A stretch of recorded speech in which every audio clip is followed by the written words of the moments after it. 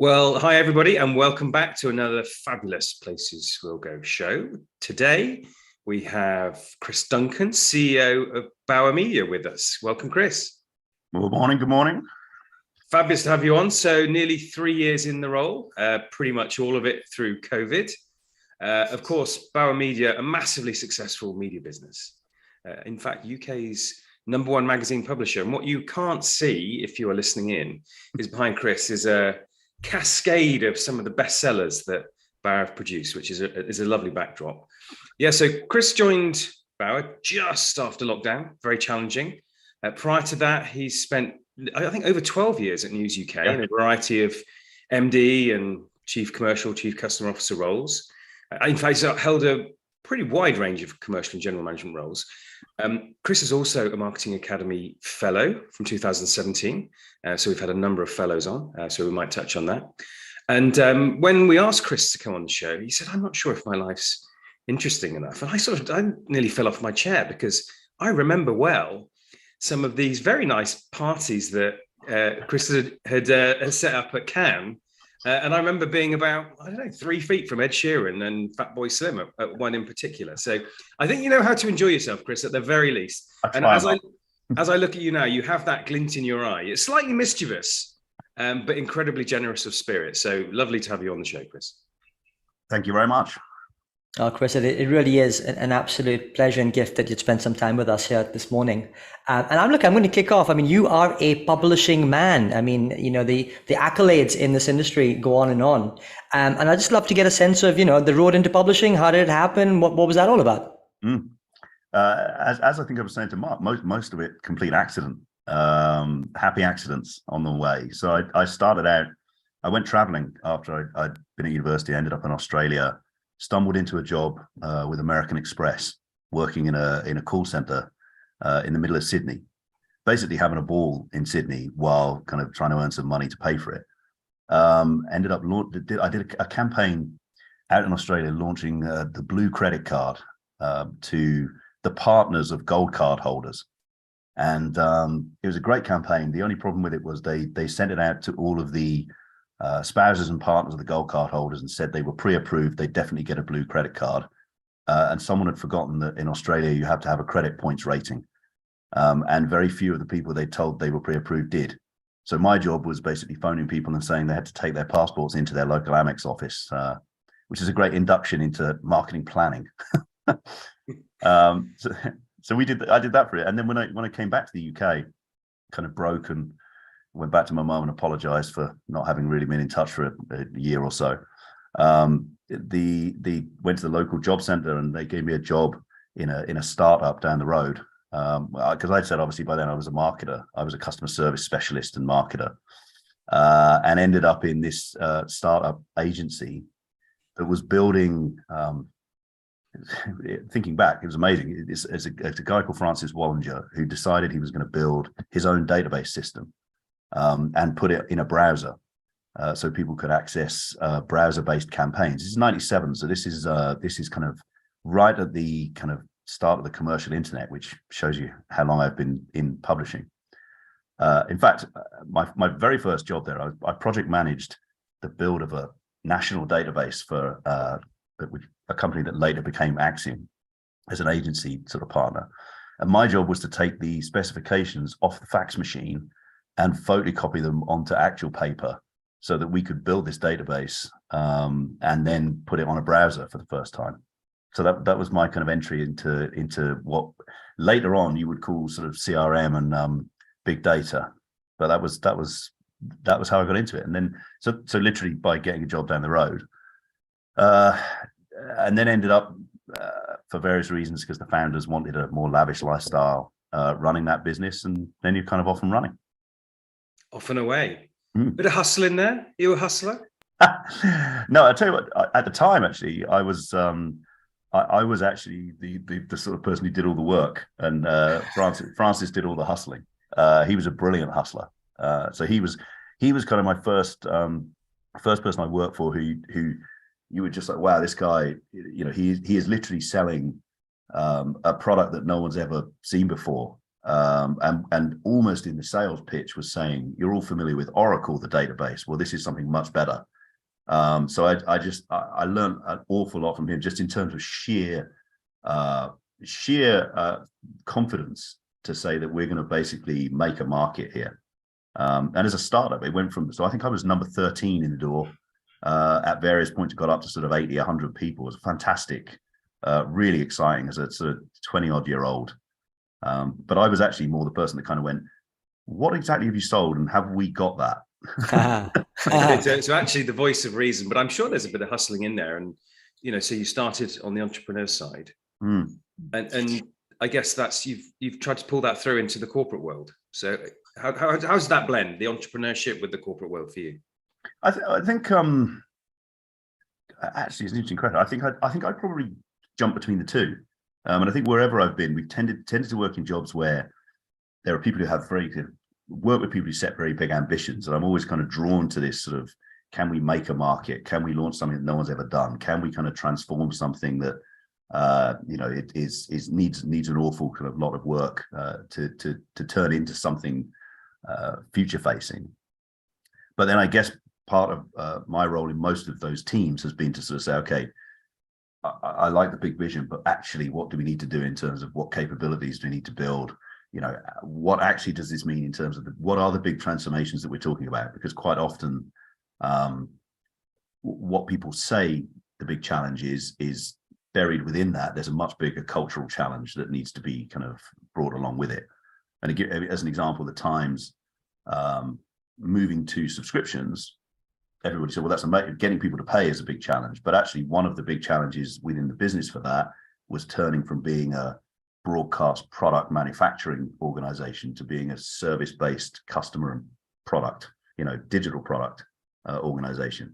So that was actually what you spent a lot of your time kind of thinking about and trying to make happen. So that's probably what I've done. I mean, you say publishing for now 25 years or something, but actually, if you look at my career, it's about 5 or 6 or 7 like big hairy challenges that I've really enjoyed doing for 3 years or so until the next one's popped up and I've done that instead.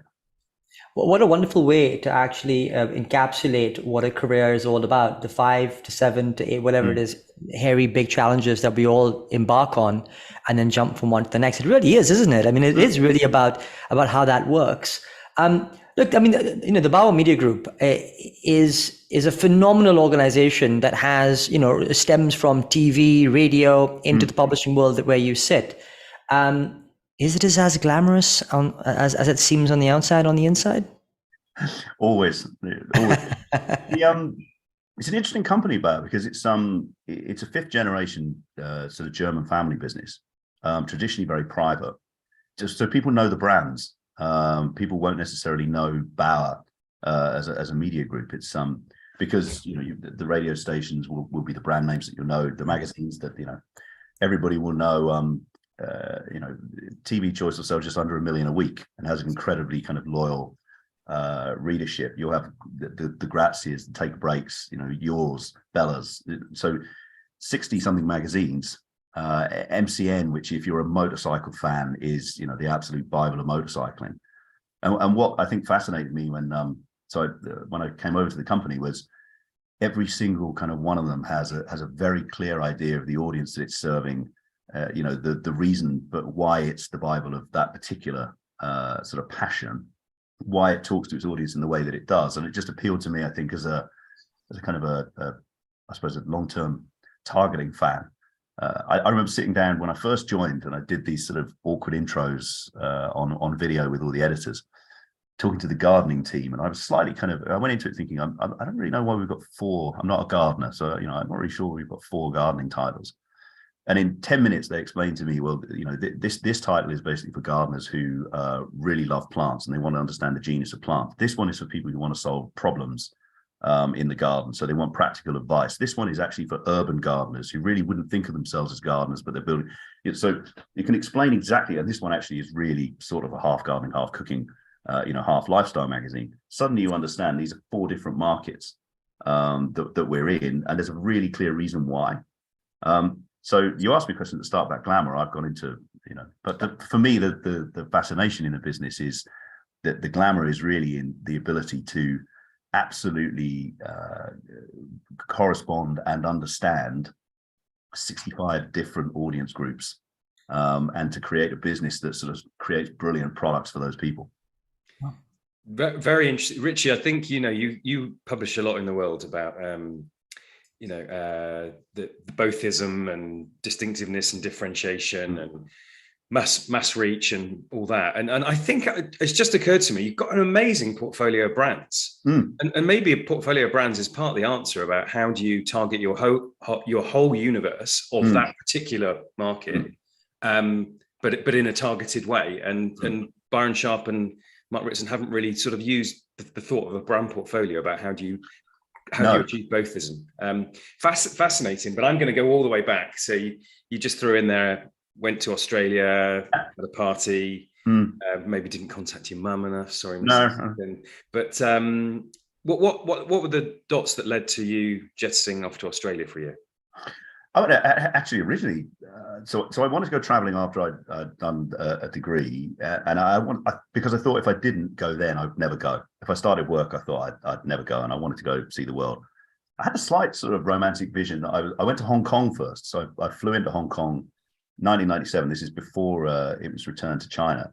That's sort of the last year, and I wanted to see that. And I sort of thought I was going to become, I wanted to work for Jardines. I don't know if you've ever heard of Jardines. Jardines was like a big commodity trader, but I thought it was tremendously glamorous. So I thought, I mean, my original plan was I'd fly to Hong Kong, I'd sort of bump into someone who'd give me a job at Jardines, and I'd become like an international commodities trader.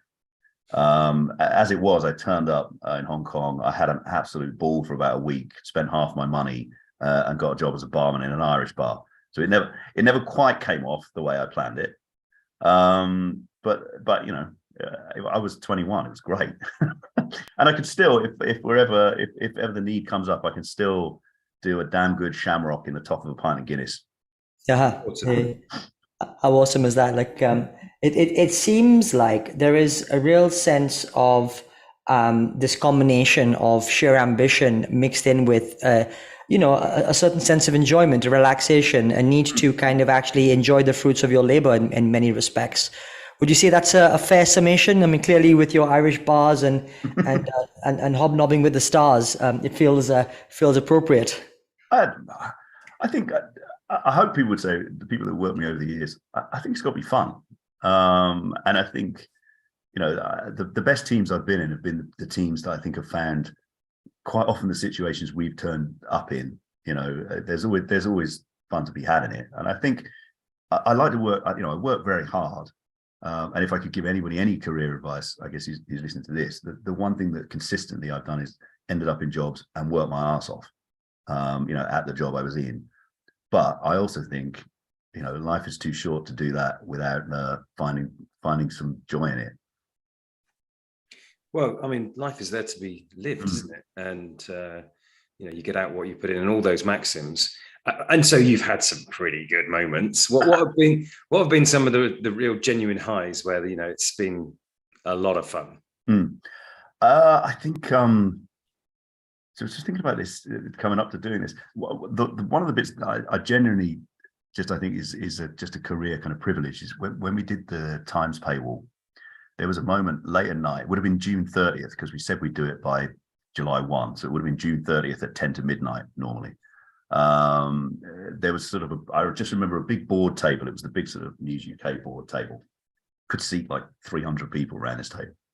And there were all the different sort of product teams, tech teams, customer service teams. And you had to do this to sort of like very mission control, where you went around the table and said, "Are you ready? Yes. Are you ready? Yes. Are you ready? Yes." And then by the time it got back to me, I was actually the one at the time that said, "Okay, push the button." And actually what we were doing at that point was we resigned 18 million customers because we closed off the free version of the site. And I remember saying to the people at the table, "Okay, how many subscribers have we got now?" And it came back, none. that was an absolute, that was a brilliant moment. Going back to the days of doing the agency side, there was a period in that where we lost. I mean, actually, on my first day as MD, they made me MD, and then in the same week, the largest client resigned, which was 60-something% of revenue, 65% of revenue, which is quite a baptism to sort of turn back up and say, well, okay, that's that. So we had a year to basically sell as many new business contracts as we could to fill the gap, to kind of keep the company going. And so I remember closing that deal with Nikon, which was the first European deal they'd done, and it basically meant that you effectively could keep the people and save the company. And that phone call where you get, I mean, it's one of the things I do miss actually from the agency side, is that phone call that you get that says you've won new business. They're pretty sweet moments. So I think being able to kind of say, okay, not just have we won the contract, but actually that's secured quite a lot of futures in the business. I'd remember that probably as a big highlight. Yeah, I can totally imagine, having been agency side myself. You never quite get that feeling when as it is when someone does say those magic words to you, No. And especially when it's as meaningful as what you've described. But Chris, I'm going to join a few dots here, because enjoyment of life, but the best career advice being hard work. And actually in between those two sort of perhaps polar ends, you said something else, which was, when I ended up in a job, ... worked the hardest that I ever had and could. But actually ending up in a job is not necessarily an easy endeavor in today's environment. And I wonder what role had the first bit, perhaps the way that you were able to navigate your way through some of those, whether it be professional or social circles, perhaps helped you into getting into those ending up in a job ... where you then obviously worked your ass off. It's a good question. I suppose when I think about, so I always think about like when to move and when I've moved. And quite often people ask you for career advice, and you sort of think, I'm not really qualified to give it to you. I've always thought that you were doing something else arrived, and there were two choices. Then there's a fork in the road, and as that choice comes in, you effectively weigh up: have I finished what I'm doing? And I probably am. You've noticed I've stayed quite a long time in places because I find things to do. As soon as I get to the end of that sort of 3-year, normally at the end of a cycle of doing something decent, unless I can find the next challenge, then something that comes along is more interesting. I can't say I've ever been a planner for a career-wise. If you said to me, what am I going to be doing in 10 years, I've no idea. But I just genuinely believe that you're either captivated by the thing that you're doing now, or other opportunities will arrive. And I'm sure that's not very helpful for everybody listening who wants it's a secret to a squiggly career. But I think a lot of it is that.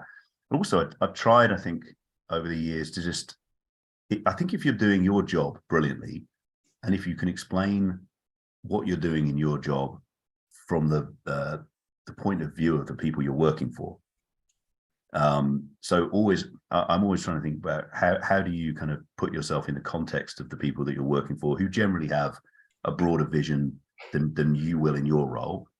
That also gives you the best chance, I think, of being identified as someone who might be able to do the next thing. Yeah.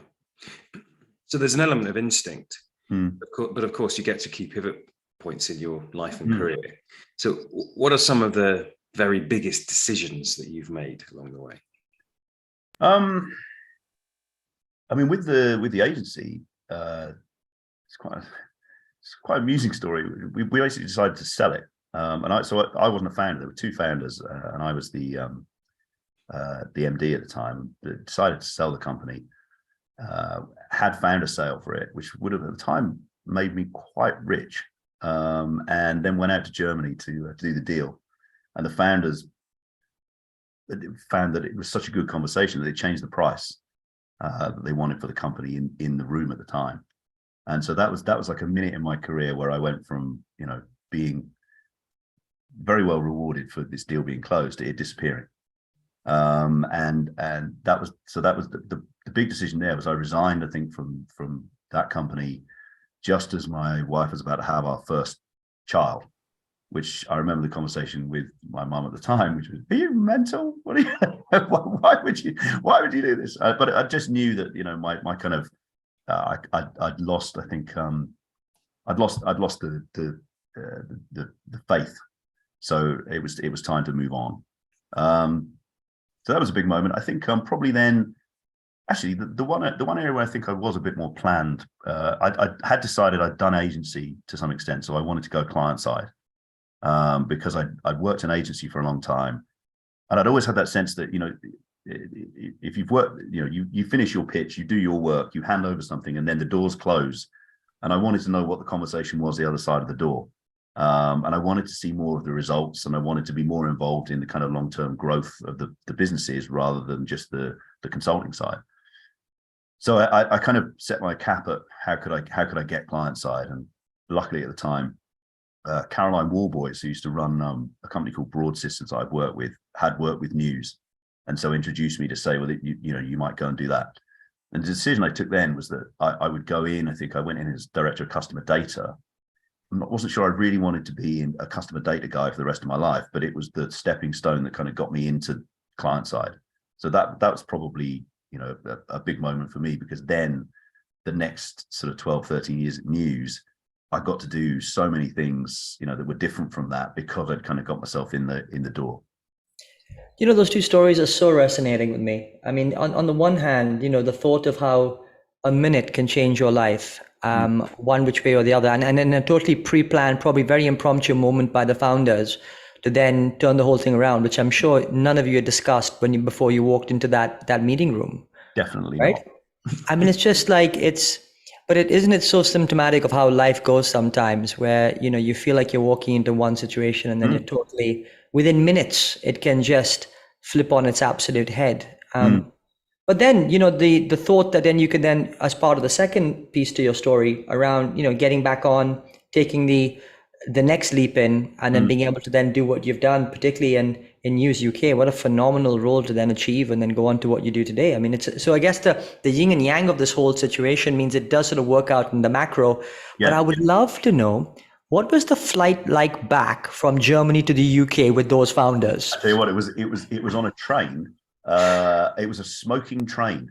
I remember. I think I smoked. You know, I hope my kids don't listen to this. I smoked like 40 Camel on the way home. You know, in a kind of fury of that, and they were very clear that it was a negotiating masterstroke. And I just knew, because I knew the guys, the German counterparts, and I was like, they will. This is done. It's over. So yeah, it was it's a long train journey. Can I just ask then, the lesson, and this I think is quite pertinent, is the lesson, because I think we're fed institutionally to go for the big leap, to jump for the big vision, to stretch as far as you can stretch. But in this example, had we just stayed humble, perhaps, had we just stayed on the course, good things would have happened. Maybe not, you know, to a masterstroke level, but great things would have happened nevertheless. So what philosophy do you now subscribe to on the basis that you've had that experience? I mean, honestly, the biggest lesson I took from it, which is a bit more prosaic, was negotiations are actually mostly three-way. You're almost always negotiating with the bigger the deals, the more you're negotiating with the external party, but also your own people. And there are many, you know, in big organizations, normally many people involved in that. And you have to make sure you've covered both sides. I mean, to be honest, I look back on that and say, it is my fault, because I didn't cover my own side.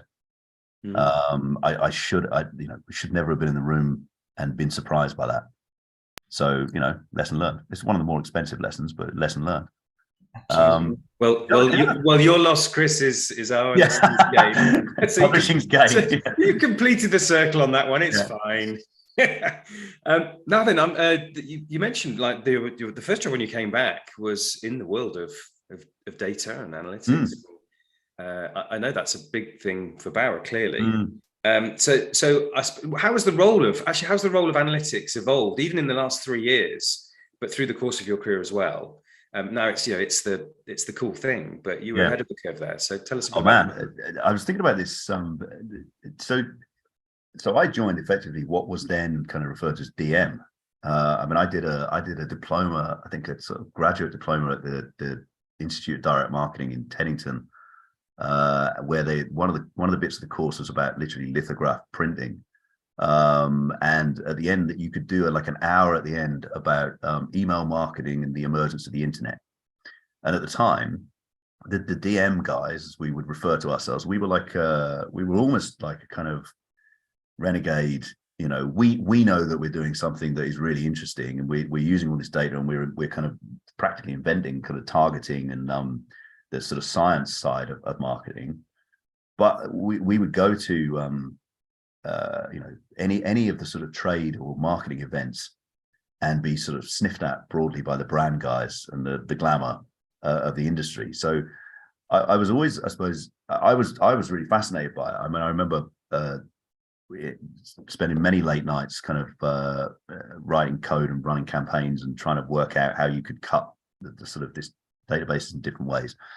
And back then we were doing kind of predictive modeling on, you know, huge amounts of data. And this is 1997. So what's sort of interesting to me is that, you know, however long that is, 25 years later, very little really of the broad practice has changed that much. The tools have changed, you know, the kind of the speed of it has changed. Jesus, the computing power has changed, because we built a lot of that was built on 18 gig servers. You know, you've got a phone that can do 5 times that. You know, that we ran a business on something that now probably is your watch. So all of that's changed, but actually the practice of you know, how you think about targeting, how you think about measurement, performance management, you know, the optimization, all the stuff that definitely, Mark, you've done, you know, brilliantly in so many different places. Really, that's pretty much the same. What has happened definitely is the kudos and the recognition that is, you know, a massive part of any kind of marketer's toolkit has changed enormously over that time. Quite incredible there. Chris, I'm going to turn the corner for a second and perhaps even put you on the spot. But hey, that's the nature of these things. So you've obviously, you know, you've worked in an industry where you get to meet a whole load of cool people. And that could be, you know, that the definition of cool is up to you. But I would love to ask, who would you say is the coolest person that you've met? What did you learn from them? And perhaps my part B is, if there's somebody you would still like to meet, who could that possibly be? So that's a very good. You know, the first person that's come into my head is Stevie Wonder. You've met? Yeah. I met. Well, I got taken to. I went to a Salesforce conference with Paul Cheeseborough from News, and there was a bit where we were in the fancy lanyard bit of the Salesforce conference, and at one point, the really fancy lanyards got to go and meet Bill Clinton, and the other option was to meet Stevie Wonder. Cheeseborough went off to meet Clinton, and I got to meet Stevie Wonder, which is a very strange experience, because they kind of take you downstairs and shuffle you through, and he's sort of standing there. He's huge. He's about 6'4", which for some reason, because you only ever see him sitting down, you don't expect. Yeah, so that's pretty cool. Very cool. In terms of, I mean, God, honestly, I have one of the privileges, I think, of this kind of career is, as Mark said, we end up a lot of different dues. We end up at some point with the Times, we'd be running kind of Sportswoman of the Year, but you'd also be able to go and see, you know, book launches. You know, with Bauer. You know, I've spent the last few weeks I was at the Mother and Baby Awards, meeting loads of different product founders, people who'd invented, you know, literally invented products, small businesses. But the week before, I was at the TV Choice Awards. I met John Craven. I mean, for me, these are kind of, you know, John Craven and Joey Essex in the same room. You get to do that kind of thing. At the same time, from a business perspective, you meet all of these different people who've launched businesses, have started up businesses.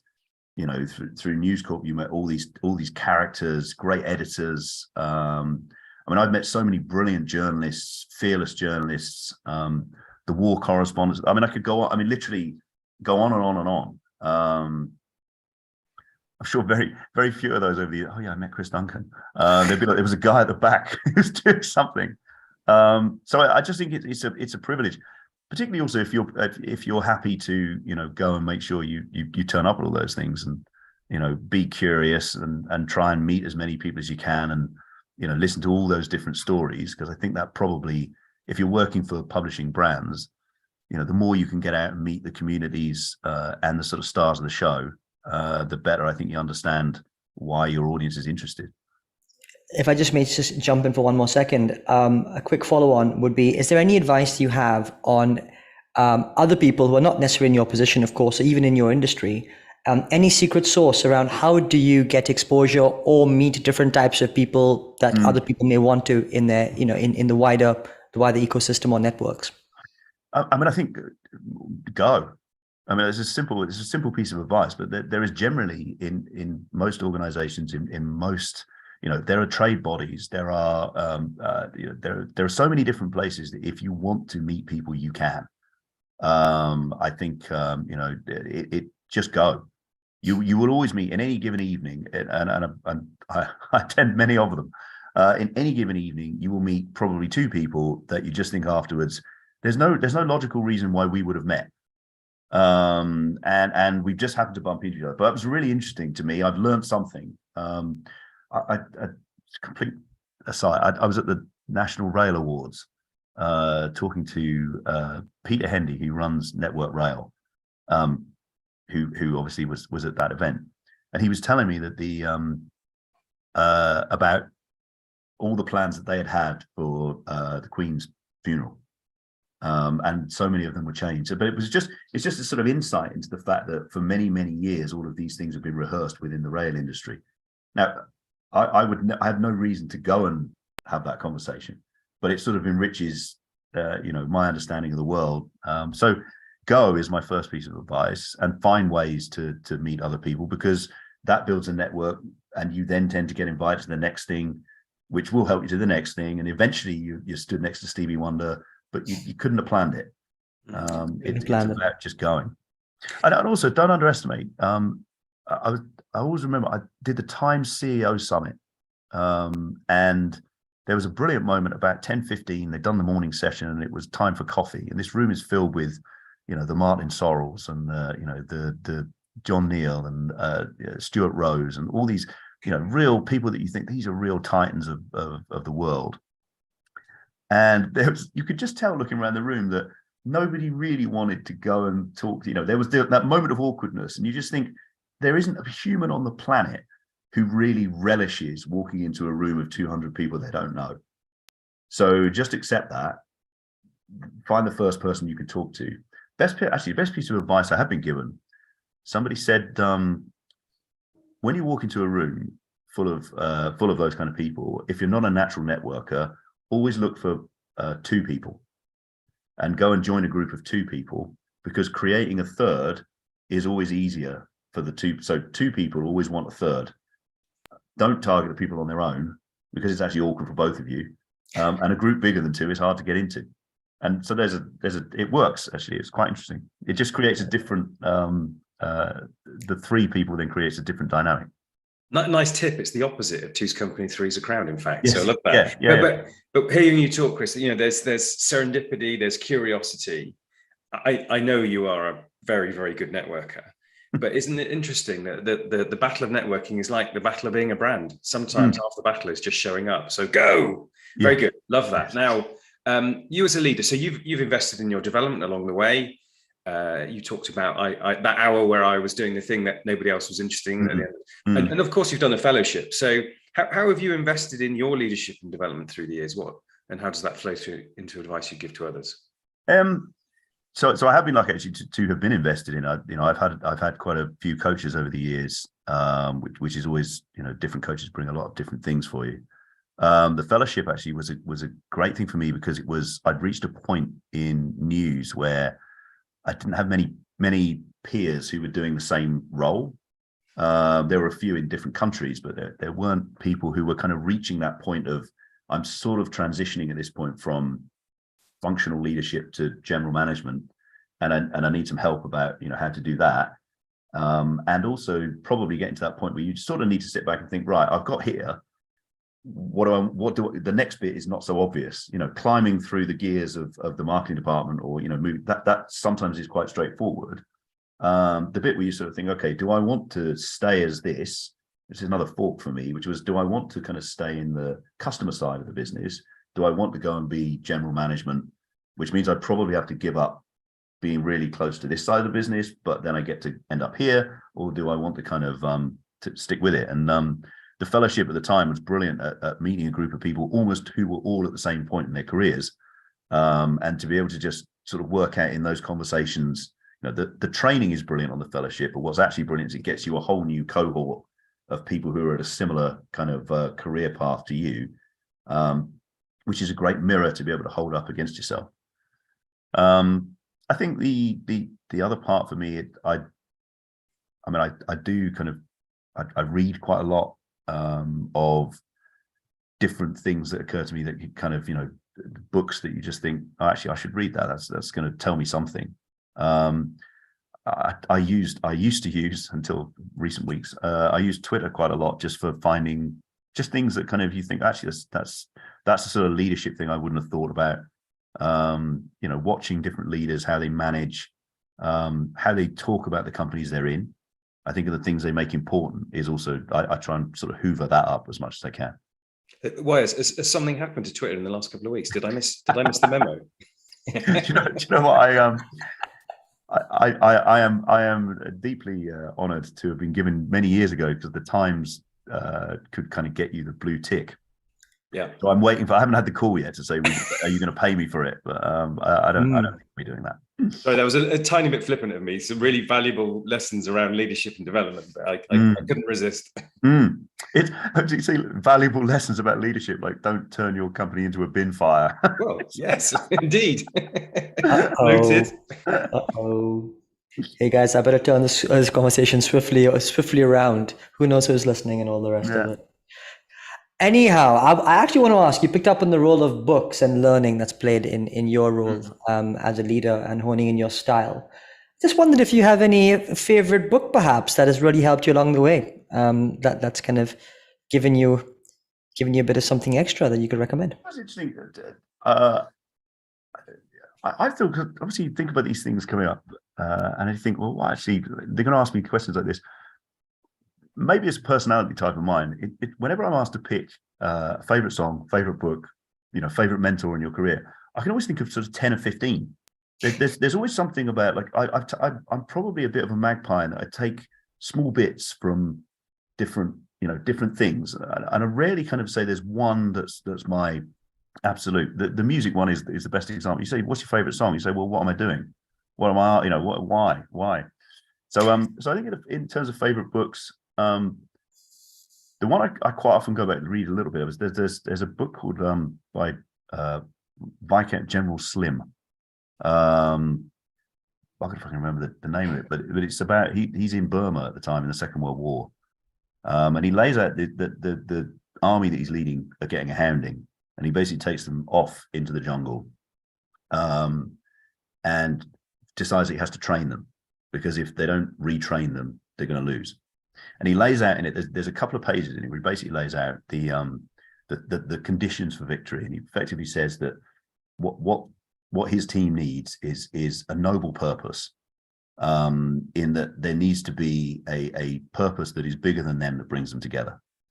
They need to understand that there is a plan and that they have the tools for the job, and so there needs to be a kind of clear definition of how they're going to go back into battle, and they need to believe that their leaders care at the outcome for them in the battle.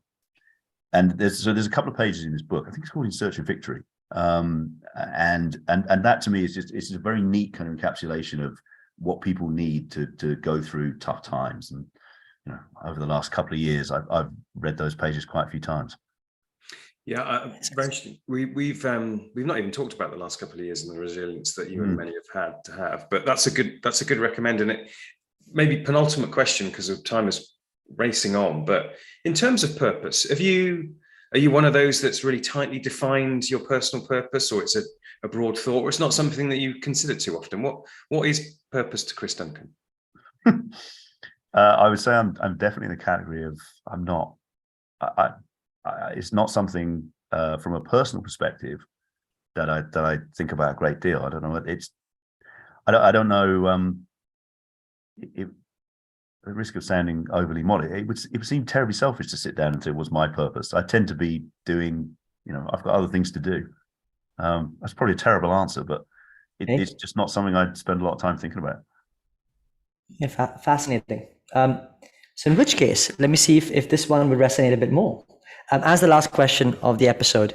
So you've obviously been at both ends of the corporate spectrum, agency, startup, small teams versus the big mammoth organizations as well. So do you believe that David can beat Goliath at the end of the day? Yeah. I honestly believe that most great things in most organizations are achieved by teams of probably no more than 7 people. Now, whether they're virtual teams, because there's a kind of, in big companies, you tend to get these kind of virtual alliances where, a group of managers across the business decide that they're going to do something great. In small companies, I mean, if you're a startup of 7 people, you're all in it, right? You're well in it. The commitment in startups is a bit more elastic. You can stretch that to maybe a team of 13, 15, 20. But great things are achieved by a collection of people in time who have both the ambition and the commitment to achieve it. And that's true whether you're in small companies, big companies, medium-sized companies. You look back, I think, certainly across my career, you can see these moments when kind of a group of people, arrive, it's like a Marvel movie, arrive and kind of decide that they are going to commit to do something for a couple of years, and then generally disband, move on and different teams form. But I think that's probably the common theme for me across, small, medium or big places I've worked. Strong end, fascinating insights. Chris, it's been an absolute pleasure to have you on the show. I'm going to do a quick recap of the key takeouts for everybody listening. We started with this tremendous sense of adventure. You used the words make a market, and it's very clear that you love a challenge, big hairy challenges, and so that sense of adventure goes all the way through. Interesting look at portfolio brands and the role that plays at Bauer, and then back to, again, the theme of enjoyment that kept coming through. But you've worked your ass off. Let's not be mistaken about the fact it's not all party. There's work that underpins everything. We didn't get into COVID, but you've demonstrated resilience, not least in resigning 18 million subscribers at one point in time and keeping everybody's confidence and faith, I would imagine, in that moment. Also talked a lot about instinct. You said about 3 times, I just knew. You may not have realized that, but I did, in that clearly you do have a strong compass and guidance on key decisions. You stayed ahead of the game back. You were ahead of the game back in the day, looking at predictive modeling in 1997. My God, didn't even know it existed. There we go. But that probably links to the fact that, again, that curiosity, which has got you some really interesting places. But underneath that, you've got to show up. If you don't show up, then it doesn't happen. But I think the main thing for me is that you've had a lived life, and long may that continue. And all power to you. So brilliant to have you on the show, Chris. Absolute pleasure. That's why I'm better on podcast than if you actually see me in real life, Mark. I'm saying nothing. It's been an absolute pleasure.